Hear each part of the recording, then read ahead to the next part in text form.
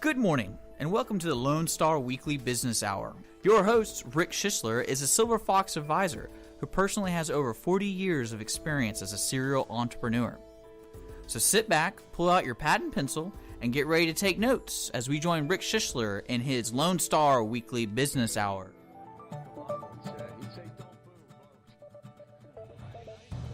Good morning, ladies and gentlemen. I hope the weather where you are is as beautiful as it is where we are. Beautiful day here in downtown Conroe, and we want to welcome you to the Weekly Business Hour. And thank you for joining us for this edition. This is Rick Schissler, your Silver Fox advisor and your host for the Weekly Business Hour. Well, let's go ahead and jump in and get started with today's show. We'll start with the thought for the week entitled Coming Home, then a quick check-in with Dick on the business of Lone Star, and our special guests today are Dr. Kozhi Makai, who will share with us his personal journey as an author, speaker, and educator. In the second half of our show, we'll be joined by Donald Thompson, a local realtor, who will share his story on how he is building his business. So sit back, get ready, pull out your pad and pen, and let's get started. First on the agenda today, if you have a question, a comment about the show, or just a business question in general, please send it to me. You can email it to me at Rick, R-I-C-K, at irlonestar.com. Be glad to take on any question you might have if it helps you in your business, or a comment about the show. We'd love to hear from you. Our thought for the week, coming home. Let's start with a quote that I picked up on recently and made by Tony Robbins. Tony Robbins is a very quotable person, so to speak, longtime motivational speaker, has thousands, tens of thousands of people who follow him. He's authored, I don't know how many books about motivation, and we're going to be talking to Dr. Makai about that a little bit, so it's kind of apt that we have this. But this quote, if you do what you've always done, you get what you always have gotten. It's true. If you keep doing the same thing and repeating it over and over, then all you're going to get out of it is the same thing you did before. And that leads me into my quick thought for the week, coming home. This is traditionally a travel week for a lot of people. It's Thanksgiving time of the year, and a lot of people go home for the holidays. So they're coming back home. And you know that old expression, you can't go back home. Once you leave, it'll never be the same. Well, there's something in that, I think, for all businesses. And I think Tony Robbins really spoke to it. When you have something that's just not working in your business, you really need to stop, take stock of yourself, and think how you can change it, how you can make it different. Many times, it's just a little tweak, as they call it, that will make your business different. So analyze how change could help or hurt you, because change can be positive or negative, as most of us know. But don't be afraid to change. Don't be afraid to change. Don't also change for the sake of change, because that's kind of backwards if we just change for the sake of the change. Change should be about improvement in you and your business. So when you travel this coming week and you're going back home, which they say you can't go back home, but I believe you can, because you may find a new, fresh idea for you and your business while you're at home. So keep your eyes and ears open. Remember, all of us always have the opportunity and new directions that we can take ourselves in our business. Well, you're in the right place if you're a business owner, manager, or you're considering starting your own business, because the Weekly Business Hour is where Montgomery County comes to talk about the latest in business news, ideas to improve your business, and to hear from some of our own local leaders on how they have found success right here in Montgomery County. Remember, we're on Facebook, so please like us on Facebook at the Weekly Business Hour. And each week the show is posted there as a podcast. So if you miss a show or part of a show, you can always go to the Weekly Business Hour page on Facebook and tap into the show. Now let's check in on the business right here at Lone Star. Dick, what's on tap for Lone Star for the coming week? I want to let everyone know that it is Thanksgiving week here in Montgomery County, so we're going to be celebrating it, and our programs will be under replay. Just to go to the website, irlonestar.com, and visit the calendar section to see what shows are going to be on replay, and then we'll be returning to full broadcasts on Monday. So I just want to give everyone a heads up. That includes Wednesday, Thursday, and Friday of this week. Well, happy Thanksgiving to everyone here at Lone Star Community Radio. It's a great time, a great holiday time for everybody, and it makes sense. And they take a little time off, so well earned here at Lone Star, that's for sure. Well, now, my favorite time of the show, as I say every week, and that's when I talk to people here in the studio, successful business people who will share with you their success and what they did right and perhaps even what they did wrong. But today we have an interesting guest with us, Dr. Kozhi Makai. Welcome, Dr. Makai. So much for having me. Well, I'm looking forward to this interview because I looked at some of your materials and the books you've written about performance and improving your performance, to me, directly, indirectly, leadership. Let me ask you first, though, share some of your background so our listeners know where you're coming from when they look at your books, read your books, or listen to you today. Well, I'm sure you'll be able to tell from my accent that I wasn't born in Texas, but I got here as quickly as I could. I was a 19-year-old kid with big dreams, and I had this vision of playing basketball at the University of Houston because I had played basketball in Zambia for the national team as well as for a professional team. And I ended up getting an academic scholarship. That's the basic short story, and life has been exciting ever since. And so right in college is when I started business. I didn't really understand why I would go into business at the time. I had gone all over the map when it came to making a decision for my major. I was in engineering at one point, math in another, architecture, and then I took my first communication course and I was ruined. And after taking that course, I knew I needed to focus a little more on communication. And then communication led to leadership, starting to focus a little bit more on an understanding of leadership and the value that it brings not only in organizations but in societies as well. And I've been doing that now 16 years. Wow, that's a long time, and that's a wonderful story. You came across the ocean, came here as a sports basketball at the University of Houston. Used to have a really great basketball program. I think it's on the men now and improving. And you ended up in academics and with a PhD. That's just wonderful. It's a very, I suppose it's not surprising in many ways. My parents were very, very big on education. Sports ended up becoming this other thing you did. It was the extra stuff. It was the extracurricular stuff rather than the most important thing. So my parents really focused on making sure that me and my brothers and sisters were educated. So there's 9 of us in the family. I have 2 sisters who are absolutely wonderful, and then I have 6 brothers. I suppose they're wonderful too, but I remind them all the time that my parents tried 7 times to get a perfect son, and they finally did that with me. But I've got wonderful siblings who just like me, really value education. And so in the middle of valuing education, for me, the goal was to come to the country and use basketball to get an education. But I was very fortunate to meet a local family from the Woodlands, who ended up sponsoring my education until I finished up my master's. So I was very blessed in that way. Well, that even makes it more interesting. One thing, though, I have to ask, I mean, you've been in business as a communication leader now for some time, but Zambia, people would wonder, how is business different or the same in Zambia compared to here in the United States? Well, a very quick rundown on Zambia. Zambia is slightly larger than Texas, and there's 13 million people there. The barriers to entry in the Zambian market are a little harder, only because the way the government is put together, there's so much paperwork and so many things you have to go through in order for you to just begin or start your business. For you and I, if we want to start a business, we can get a DBA over at the courthouse and then go through that process of getting an LLC or anything else. And it's not complicated. You work with an attorney, you can do it on your own. There's so many different ways in which you can do it and start your business. And so I think the biggest challenge in Zambia was and continues to be starting your business, being legal to start your business and do the things that you need to do. There's a lot of informal business in Zambia. In fact, that's the majority of business in Zambia is informal business, people selling fruit, people selling clothing, and so forth. But the potential is there. And so that's always been the great thing about the Zambian market is it's where the potential is. Most of the markets here, if you didn't start it, you're an imitator. And if you're past the imitation, you're already too late. And so in Zambia, there's a lot of great markets that are available.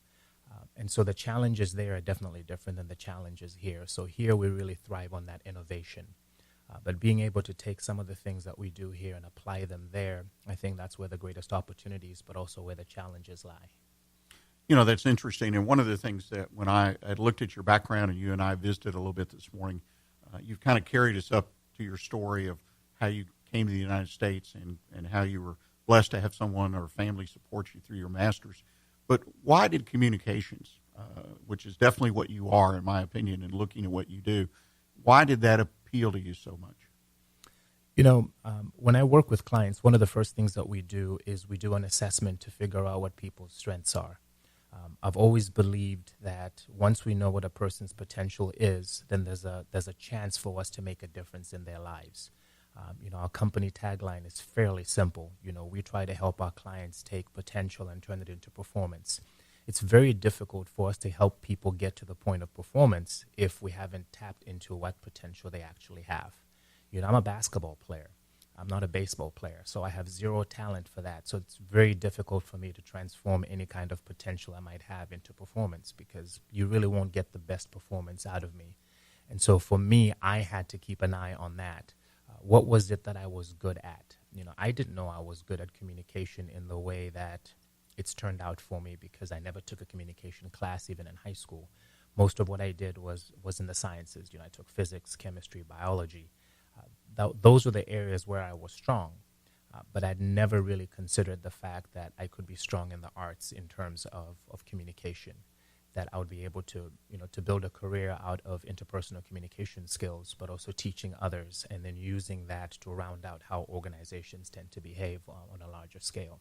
You're a great example of someone that really has not tapped into their passion until it happens. And I think I meet a lot of people in business that sometimes they're not as passionate about that particular business.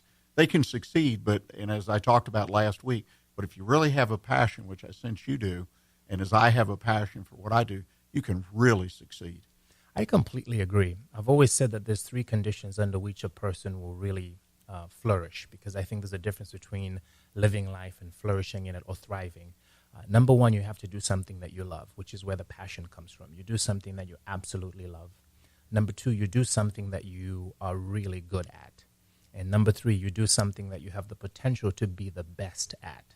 And so all those round out to come up to potential. How do we figure out people's potential? And then how do we take that potential and make it something that you use on a regular basis? It's something that you eat, think, and breathe every day. And it shows up in every avenue of your life, whether it's your personal relationships, whether it's your professional relationships. It shows up naturally. And I think that's really the challenge every day, is helping people to figure that out and to be reminded that that's the goal of life. Is we need people who are passionate about what they do.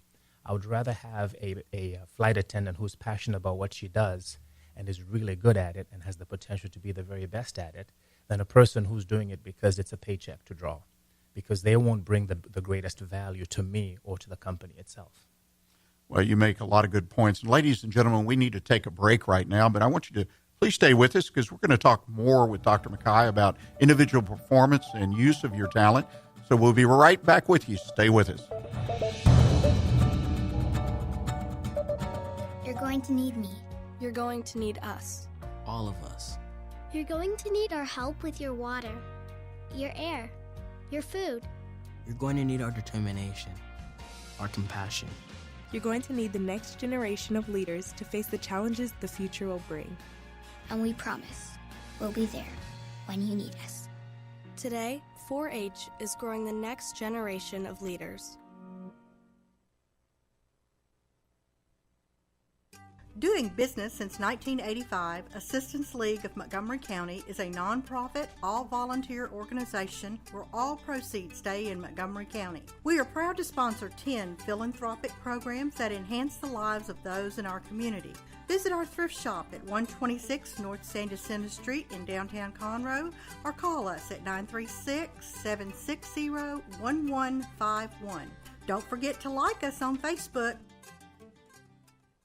Hi, I'm Mike Sasser, your host of the Health Hour right here on Lone Star Community Radio. I'd like to invite you to tune in to my live show each Wednesday starting at 1 p.m.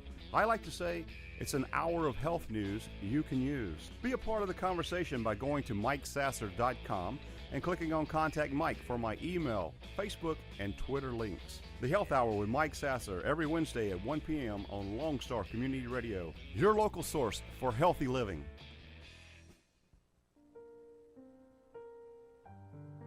Our community's animal shelters cannot absorb accidental litters of kittens and puppies. Approximately 80% of the animals entering our shelters will not make it out alive. Please help be a part of the solution. Please spay and neuter your pets. Many low-cost options are available. Visit texaslittercontrol.org to learn more. That's texaslittercontrol.org. And remember, real Texans don't litter. Please spay and neuter your pets. You are listening to the Weekly Business Hour, and this is Rick Schissler, your Silver Fox advisor and host of the show. And today we have Dr. Kozhi Makai in the studio with us, and we've been talking about performance, individual performance. And Dr. Makai, you're sort of an expert, I would sense, in looking at your background, your resume on individual performance. How do you measure individual performance if you're in a work environment? I think it comes back to what we talked about earlier was, helping people, first of all, discover what their strengths are. Because it's very difficult to perform if you don't know what your strengths are. Gallup has found that when people are much more engaged at work, their performance goes up, the number of injuries reduce, etc. And so one of the tools that they came up with was StrengthsFinder. And StrengthsFinder basically looks at the 34 different strengths that a human being has. And they've studied these over decades and across the world. And they look at these 34 strengths and they try to help us as individuals figure out where our strengths lie in those 34. And they spit out a report that is basically your top 5. And the vast majority of people that I work with, including my own report, it basically shows you these are the 5 top areas that you're strong in. And if you can help yourself master those 5 areas, you're most likely going to succeed. Now, they're general areas. For instance, I'm a learner. That's my number one strength is learning. I love to learn about life, about people, about myself. And just about everything that I do requires learning. Basketball, for instance. If I am playing basketball and there's a gentleman across from me who's guarding me and I learn that he's weaker on the left side, I'm going to keep going to his left side. And so once we start to recognize how our strengths can be used as a tool for us to succeed, then we start to use them more often. The vast majority of human beings, it's not that they don't have strengths, it's that they either have strengths that they've not recognized, or they take the strengths that they already have and they don't use them and they end up atrophying. And so people get mismatched at work and then their performance starts to go down because they're not in a place where they can really flourish because it's not really their area of strength. It's really interesting to me to hear what you're talking about in your sports analogy. That's absolutely true. One of the things, though, in business, I think businessmen and business people, especially those in leadership positions, management, supervisory, whatever it may be, miscalculate what the strengths people are. They pay more attention to the job requirements than Correct. to the individual and whether, like you say, there's a good match. How do you overcome that? It's a tough conversation.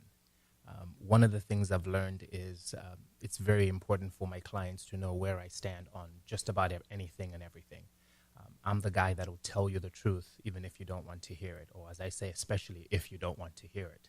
And oftentimes, in a business setting, in an organizational setting, we always point the finger at somebody else. The reason my performance is bad is because this other thing, or the reason my team's performance is bad is because it's this other thing.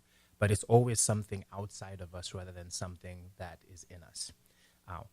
Does that mean every single problem we have has nothing to do with other people? Not necessarily. I just think it's about both employees and management sitting together and making it more collaborative. I happen to believe in participative leadership. That means everybody in the organization is engaged in leadership. Some people end up having positions such as CEO, manager, or VP, but ultimately everybody is invested and involved in the process of figuring out where the gaps and the strengths are.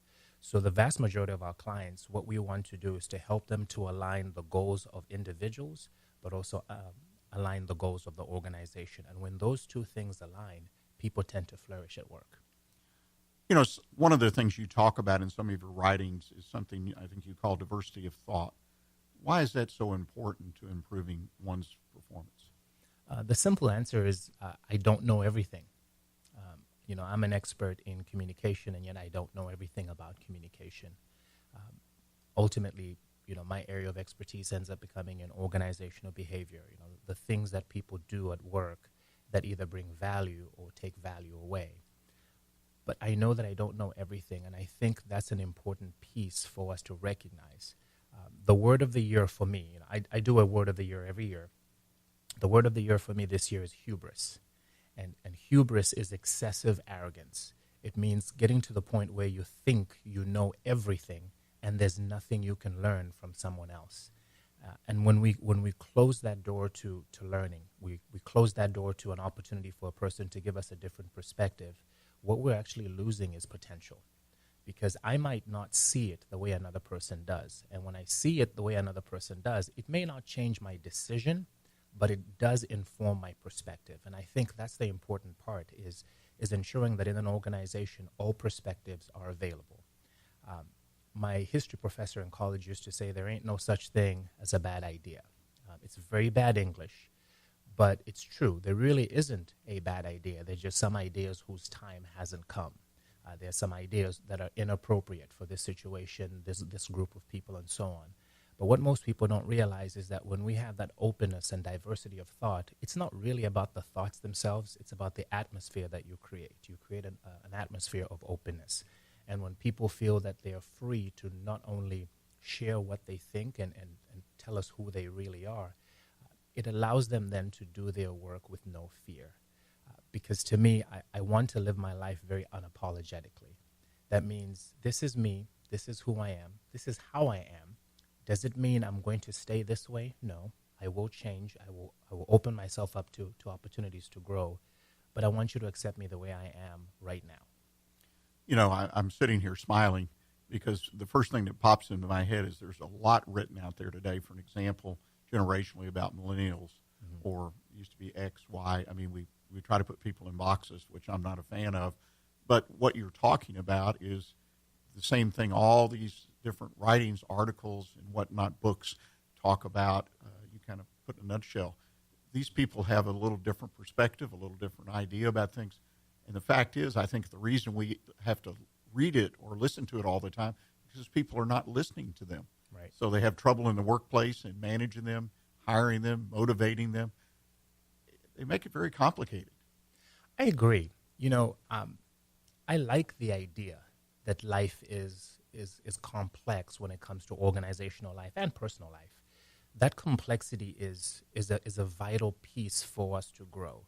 You know, people don't go into a gym so that they don't get stronger.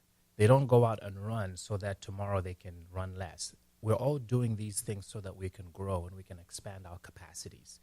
And so an organization to me is going to be much more successful if it's a microcosm of what it looks like outside the office.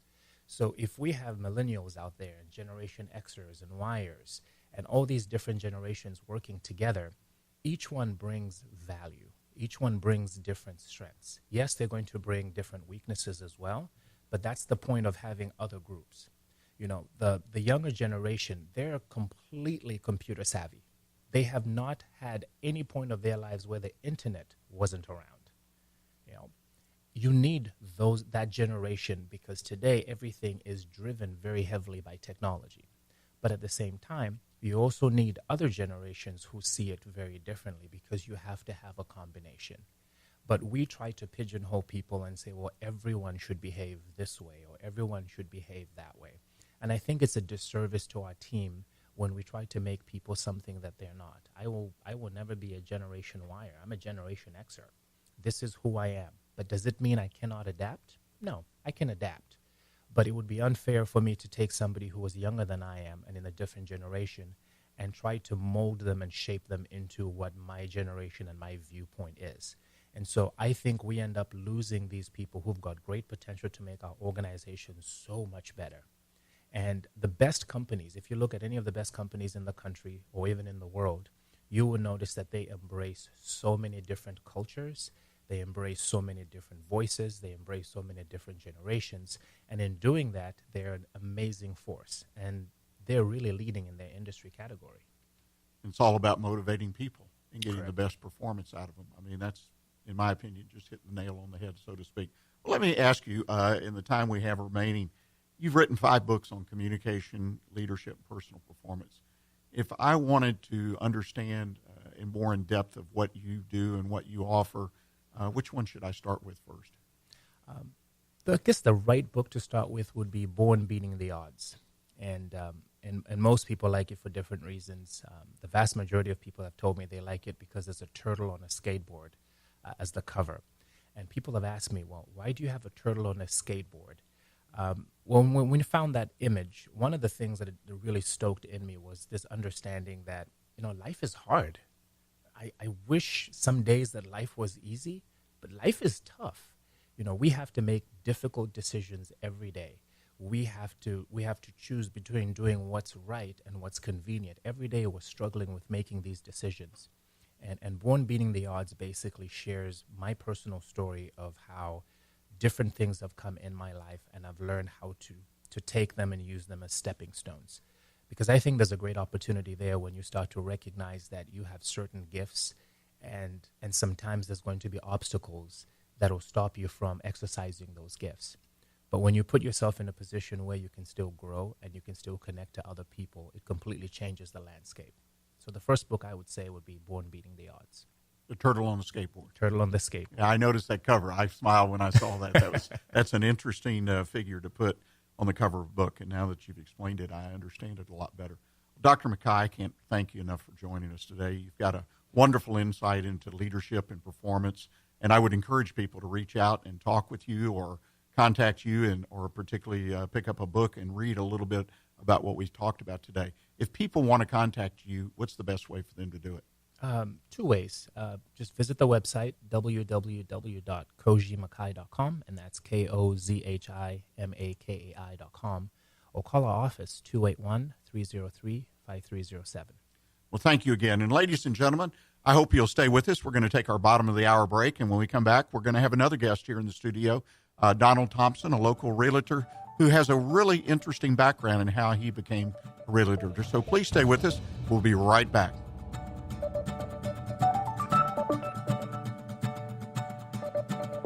Doing business since 1985, Assistance League of Montgomery County is a nonprofit, all-volunteer organization where all proceeds stay in Montgomery County. Through our Operation School Bell program, we have provided new clothes to over 50,000 students in our county. Visit our thrift shop at 126 North San Jacinto Street in downtown Conroe, or call us at 936-760-1151. Don't forget to like us on Facebook.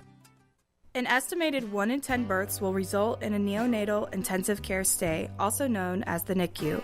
Overnight, a family can find themselves and their newborn baby in a critical situation. The Mila Foundation financially and spiritually assists families in need. If you would like to volunteer or become a monthly sponsor, please visit us at www.themilafoundation.org. Again, that's www.themilafoundation.org, because every life matters. Hello, I'm Bonita DeRosa, Animal Control Officer for the City of Willis. We invite you to tune in to Lone Star Internet Radio every first and third Thursday of the month at 11 a.m. for the Willis Hour. On the first Thursday of the month, the Willis Hour will be covering upcoming events and news about the city. Join in the conversation with your city officials and other leaders in the community. On the third, we will be doing a recap of the last City Council meeting. The mission of the City of Willis is to provide high-quality services, accountability, and professional commitment to our citizens. We pledge to provide those who live, work, and visit our city an effective government that is open and responsive to the needs and values of the community. Again, we invite you to tune in on Lone Star Internet Radio every first and third Thursday of the month at 11 for the Willis Hour.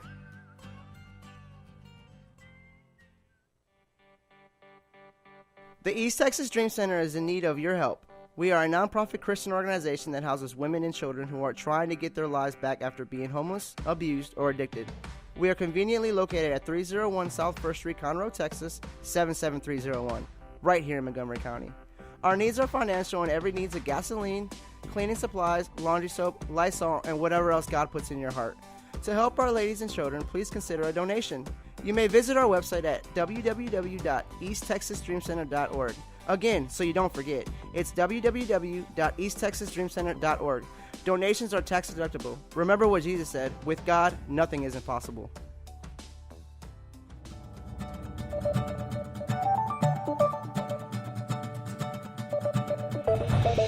This is Rick Schissler, your Silver Fox advisor, and your host for the Weekly Business Hour. Welcoming you back. We have a new guest on the show here right now, Donald Thompson. Donald, welcome to the show. Thank you, Rick. Or should I say DT? DT, that's what they know me as. Well, that's an interesting story. Let's start with that. DT, what does that mean? It's not just stands for Donald Thompson, but I worked with a marketing lady. She says, we really need to think of a tagline here. What two words really describe you using D and T? And immediately said dedicated, trustworthy. It's what I tried to build my life around, certainly what I tried to build my business around. It's a business built by referral, and if you're not dedicated, you're not trustworthy, you're not going to last long in this business.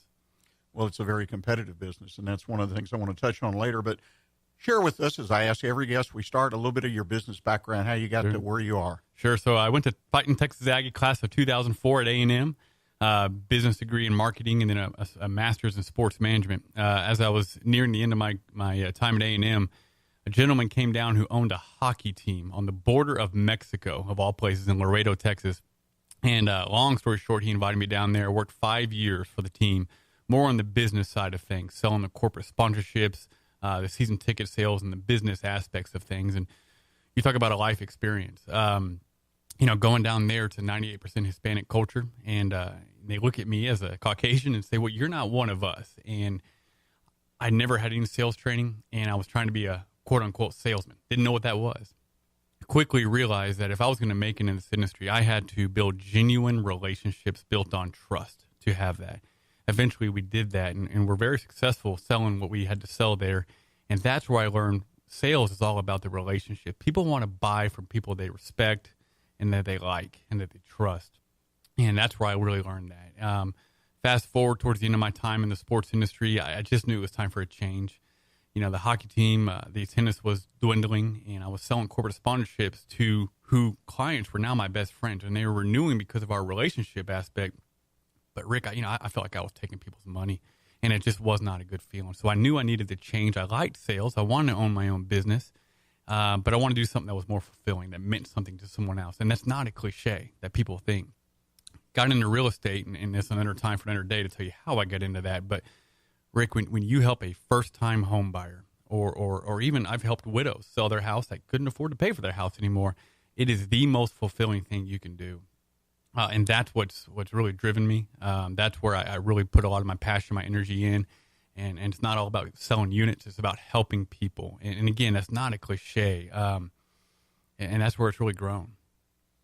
It's an interesting story. Selling hockey on the border of Mexico. I think that's interesting. And you told me that story before, and I say, wow, that was a great business idea. But it wasn't necessarily, I want to make clear to people, it wasn't about hockey, right? That's right. It was about a commercial development. It was. So back in 2000, when they built this stadium and the arena, Las Vegas and Laredo were two of the fastest growing cities in America for that time. Glenn Hart, he's a fellow Aggie, lives right here in Houston area. He had the vision and the foresight that he built the arena way out in the middle of, at that time, nowhere. People were thinking, what the heck are you building an arena way out there? He had the vision that would be the center of Laredo one day. So he developed this arena and bought all the land around it. And that's where he made his money. He knew that if he can make the arena and the hockey team healthy, he could develop that land around it. Today, there's car dealerships, movie theaters, a baseball stadium, restaurants, you name it. That's where he made his money. It was a real estate play at heart. And I always watched that without realizing I would ever be in real estate one day. But just the vision and the development of the mindset of that always intrigued me. Well, you're in a very competitive business, being a realtor. I know that. I was a realtor back in college as part of my studies in real estate and finance, and I learned a lot from being a realtor. There's a lot more to it than a lot of folks give credit to. But what sets you apart from other realtors? I mean, you're in a heavily competitive market. I've repeated that 3 times, but what sets you apart? The way I get my business is just from relationships. But once you get that business, what do you do with it? My marketing background, when I help sellers, I do some very, very unique things to help market and list that property. A lot of agents think you just put it on the MLS, you post it and pray, the 2 Ps they talk about. It's a lot more than that. But you got to know how to price things, and you got to have a competency in this market to price right, market right, and broker a deal correctly. A lot of people can post it, and in a good market, people will buy. But it's how you handle those relationships with a co-op agent on the other side with your client and truly broker a win-win deal. And again, that's the thing people think are cliches these days. But if you can get that win-win deal, get that right buyer for the seller, right seller for the buyer, there's a lot that goes into that beyond just posting something online and filling out a contract. The communication aspect to me is the biggest thing. I always tell my clients up front, hey, I'm going to err on the side of over communication. Get your coffee ready when I send you some emails kind of thing. I know I've sent you some emails before too. And to me, people want to be educated. I have what's called the heart of a teacher. So when I sit down with these clients, whether it's the first time meeting or we're wrapping up a deal, I want them to understand not only what we're doing, but why we're doing it so they can have confidence in what they're doing. A lot of buyers will come in, especially first-time home buyers, they're nervous. They're scared. I always say, we're not buying and selling a stick of gum here. This is the biggest, most personal investment you'll ever make in your life. I get that, and I take that very, very seriously. So when clients come and sit down with me, I want them to leave that meeting knowing, okay, you know what? We got this. We have a good guy helping us. We feel much more confident. We're ready to go. We have a system in place, and it's much more efficient and effective that way. And then when they refer, I'm very, very big on referral. So if you refer someone to me, my goal is for that person to come back and say, Rick, gosh, thank you for referring Donald to me. He was unbelievable. I really thank you. That's the key in my business is you just treat people the right way, do things the right way, and the business will come back. It's the old Zig Ziglar. Help enough other people get what they want in life, and you'll get what you want in life. And I really build my business around that. You know, that's so true, and I 100% agree with you. You touched on briefly that competitive markets. I mean, business has been a little slow in general. Mm-hmm. We've been rocking along in general in this country and even in this area, which usually we kind of are above recessions, but definitely with the oil and gas industry taking a hit, we've taken a hit. Business people oftentimes don't know how to adjust and change strategies. What type of changes have you made in your strategy to meet the current market conditions? You know, I'm glad you asked that. And I say this not braggingly by any means. We're having our best year ever this year. And a lot of people get so caught up in the news and they get down and they think the news is going to affect them. Oh, the oil's down, the energy's down, the home market's down. And they just kind of ride with that for the good or the bad. My business, I don't do a lot of marketing, Rick. You're never going to see me on a billboard. I don't pay for Zillow ads or anything like that. I dig in deeper to my relationships. If you build those relationships the right way, Rick, I don't care what happens to the economy. People still got to buy and sell homes. People got to lease homes. People still have to live in homes. Unfortunately, I've had to help a lot of people who have lost their jobs. People are still transferring here. The hospital industry right up here on 242 and 45, right in our area, is still very strong. But at the end of the day, I keep going back to what I learned in Laredo. People want to do business with people they like and trust. So what I do in times like this, I don't increase my marketing. I don't do a lot of marketing, like I said. I increase my relationship building aspects. And that's something I know we'll talk about with my wife's going to help me on a lot. But I love on people. I use what's called an appreciation marketing strategy with people, whether that's breaking bread with fellow clients, with dinners and lunches, or little get-togethers at our house. I really lean in on building that database of clients and really loving on those clients. And if you do that, I don't care what happens with the economy. The business will come from that. Right. I think the biggest thing when you're challenged by economy is how much you have built up that loyal customer referral base. It's very important.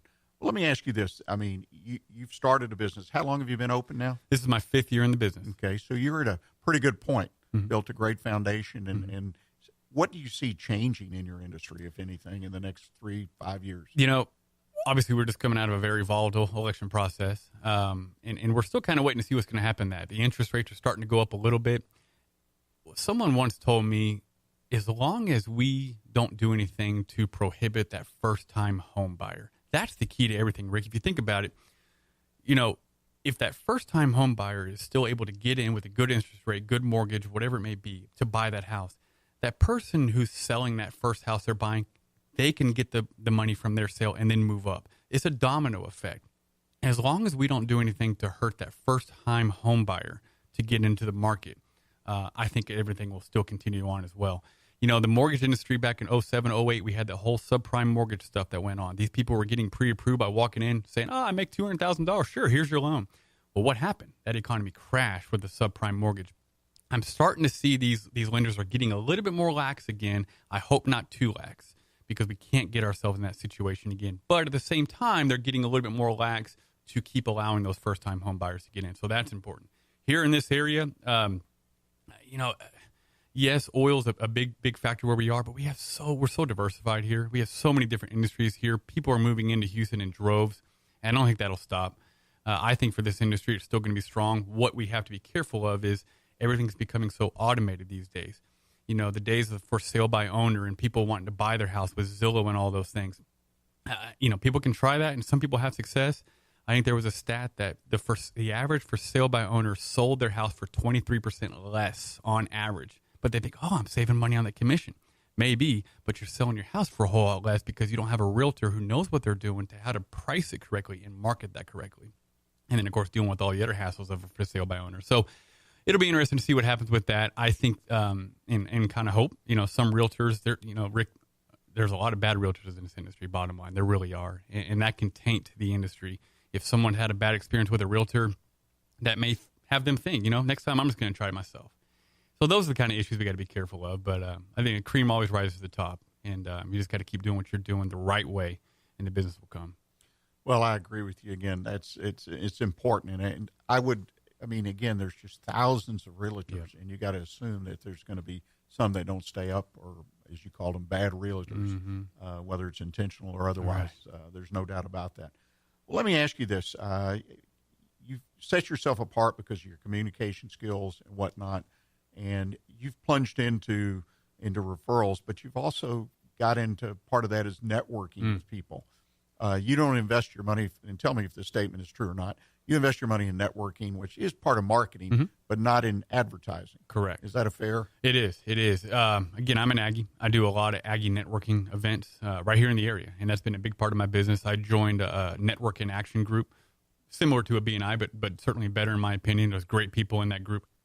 So again, it's all about relationships, and I can't build a relationship off a billboard or a radio ad. And the type of clients you would get from a radio ad, they come in there not as trusting. Whereas, hey, Rick referred you over to me. I met Rick from a networking group, and he referred me. It's a built-in trust right away. Those are the clients I want. 97.5% of my business comes from referrals.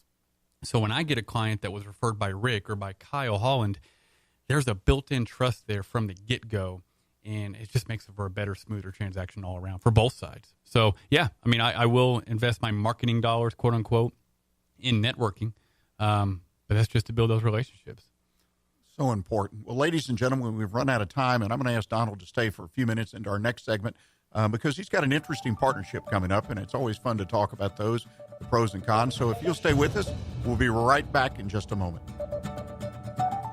The Texas A&M AgriLife Extension Service has been dedicated to educating Texans for over a century. In 1915, the Extension Program was established under the federal Smith-Lever Act to deliver university knowledge and agricultural research findings directly to the people. Ever since, AgriLife Extension programs have addressed the emerging issues of the day, serving diverse populations across the state. Texans turn to Extension for solutions in horticulture, agriculture, 4-H and youth, and family and consumer sciences. Extension agents respond not only with answers, but also with resources and services that result in significant returns on investment to boost the economy. Join us Fridays at 1 o'clock for the AgriLife Extension Hour.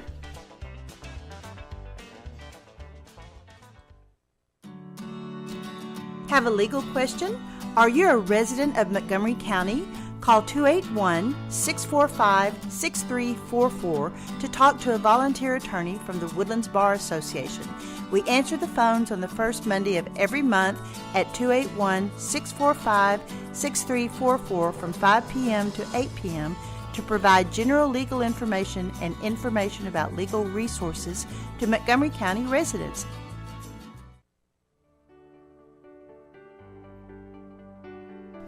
Hello, Montgomery County. I'm Rachel Baldwin with Special Olympics Texas, Area 6. Are you a fan of courage? Are you a fan of determination? Are you a fan of acceptance, grace, and skill? Then you're already a fan of Special Olympics. Make it official. Volunteer, coach, and/or compete and be a fan of dignity and acceptance.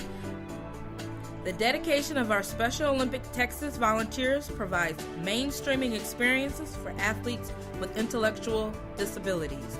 You will touch the heart of another person, and it will move you in a meaningful way that lifts the spirit. Please visit the Heart of East Texas Area 6 webpage at www.sotx.org. Also, like us on Facebook to be a fan and be part of Special Olympics Texas. You are listening to the Weekly Business Hour, and this is Rick Schissler, your Silver Fox advisor and host of the Weekly Business Hour. And we have in the studio Donald Thompson. He's a realtor here in this area, and we've been talking about what makes his business work as well as it does.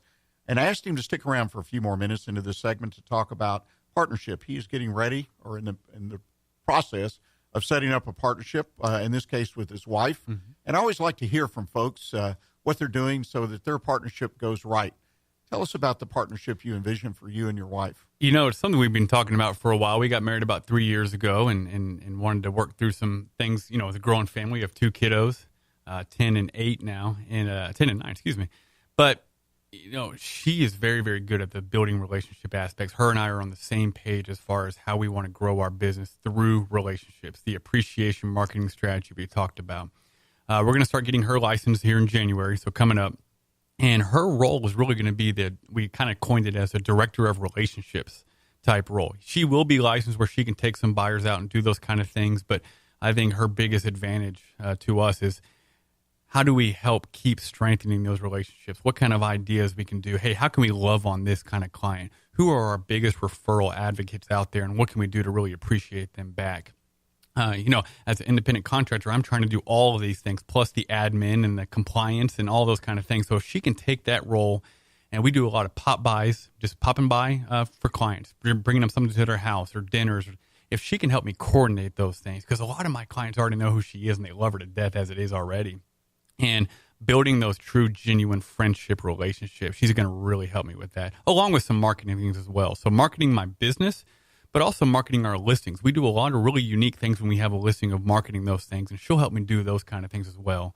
So we really have it defined, but be figuring it out as we go as well. So she's excited. I'm excited. I know she'll really help it, and just to have someone there as kind of an accountability partner at the same time, we're really excited about that. You know, what you're talking about with her taking a little bit of load off you is developing the consistency. Yep. A lot of folks don't realize that when you try to build a strong, and I use the word strong, referral network, you have to consistently tend to it, if you will, That's or right. pay attention to it. And that sounds like an interesting thing to have a director of relationships or referrals. And that was her job when we met down in South Texas in Laredo. Of course, she's bilingual, so she's actually helped me on quite a few clients, and that's really her strength is when she worked at a children's rehab clinic, and she would go out and talk to these doctors to refer their patients to her clinic, and she was phenomenal at it. And just coordinating whether it be client appreciation parties and just different things. I think she's just a home run fit for that, and I'm lucky to have her. Well, you know, I've talked to probably hundreds of different business owners that work with a family member. Normally it is a wife, sometimes it's kids or cousins or whatever. But anything that you see that might be a roadblock for you guys working together? You know, there's always things that could come up. We don't even know what those could be yet. But, you know, whenever you mix family and business, that can always be issues. I'll be honest, I am a control freak when it comes to my business. You know, I've built it from the ground up, and it's hard for me to kind of, pass stuff off to her. But I have to trust, because she does have those skills better than I do in some of these things for sure. And it just comes with time. Learning what those real roles are. From I work out of the house a lot, and having her there at the house, how is that going to affect the dynamic of everything? So there's a lot of things we'll have to figure it out as we go, but I think you have to have a set plan and a strategy and a focus and really an objective of what is her role going to be and how she can complement that role, and just trust her to run with it, to allow me to be freed up to go do things similar to what she's doing, building those relationships, but focus on the business side. We just hired a transaction coordinator, Christy, excellent girl who's really taken a lot. I could almost just bring a contract into her and she'll take it from there on. Now, again, I can't be completely hands off. I still like to be involved in the whole transaction, but that has freed us up as well to continually pour back into our business. you have to leverage yourself out on these kind of things to handle the transaction as you grow, doing 4, 5, maybe even 6 deals a month. There's only so much you can do to where your service level is going to drop off, and we can't allow that to happen. So leveraging that out, hiring the right people to do the roles, and just getting out of their way and letting them do it has been the biggest revelation for me. I really appreciate you, Donald, coming in and talking about a challenging business, being a realtor, and sharing with us the secrets to your success yet to be proven in a partnership. If people want to contact you and talk about real estate or business, what's the best way for them to do that? I've realized people don't ever remember phone numbers, so I'll just give you the website. It's DonaldTRealtor.com. DonaldTRealtor.com. Yes, sir. That's a memorable one. There you go. And then call me DT. It stands for Dedicated Trustworthy. Well, Donald, again, thank you so much for joining us. And ladies and gentlemen, I'm going to finish out today's show with a Silver Fox Advisor tip of the week. An article that I came across recently, and then I did some more background checking on it, about small businesses. Headline of the article, it was published in the Wall Street Journal, written based on a Kaufman Foundation report. If you're familiar with the Kaufman Foundation, they do a lot of studies into American business and other areas, and their studies typically provide a little bit of insight. Jeffrey Sparshott published this back on November 17th in the Journal, and let's talk about it. Why are small businesses living longer and also, though, staying smaller? And what it is, the statistics are showing now that businesses are lasting longer. When I started in business, let's say a long time ago, it was 1 out of 3 would make it past the 5th year. I'm talking about a startup business that someone would start as an entrepreneur, small business person. Well, today, apparently, those numbers are increasing. In this article, they talked about over 50%, 53% of the businesses are lasting longer than 5 years. And that's a tremendous increase from 1/3. But the problem that the Kaufman report suggests to us, and I think it's important if you have a small business and listening to this, is that, first of all, they define it in this survey as fewer than 50 employees. So definitely small business. But the fact is that small businesses are not growing. They're staying small. And the reasons for that, it's very interesting, is the fact that the dynamics of the U.S. economy, the small business people are sort of being squeezed out. And I hope this is not happening to your business. But small businesses are a cornerstone of the American economy, and it's very important that we keep them healthy. But we also, the ones that are there being healthy means growing. So look at your own business and see if, in fact, your business is growing to meet the demand. Don't get squeezed out. Well, ladies and gentlemen, I want to thank you for joining us in today's show. I want to remind you that you should check out the website at irlonestar.com to stay up on everything that's happening here in Montgomery County. And also, if you have a question or a comment, Rick, R-I-C-K, at irlonestar.com. Always remember, you too can sponsor the Weekly Business Hour. So contact me at that email address, rick at irlonestar.com, for details. Look for the podcast of today's show on the Weekly Business Hour page on Facebook or on irlonestar.com. Stay with your week. Stay focused on what you're doing. Until next week, stay engaged and always, always focusing on what's important for your business. Thank you.